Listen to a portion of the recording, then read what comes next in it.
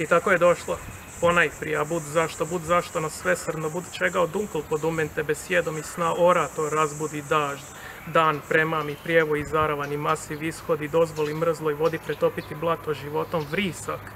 Pa usud, pa eto i mene potpuno premahnuta i daha sparušena i surguna mraka strahu otrgnut, od noći odbačen odiju i onerozno opodu mento luči jastva da te pronađem pa odrtu makara. Bila je to nad misao, nad ideja, nad smisao, osnovu pronaći okradenu iz novnu zdvojnog mizati kalem stvorenoga. Zašto mi se šuljaju?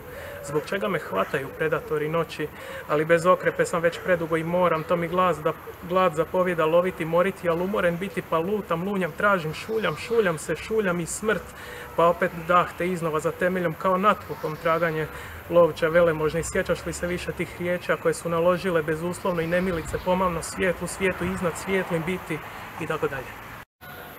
Knjiga se zove Gospodin August. U pitanju je filozofski roman o kojem sam razmišljao nekoliko godina, a koji se bavi u biti izlaskom iz ritma opstojanja i povratkom u taj ritam. I ta knjiga u biti prati tri čovjeka. Jedan je izašao iz ritma i vratio se putem kajanja, drugi je izašao iz ritma i vratio se putem razumijevanja, a treći se nikada nije vratio. I taj treći je August.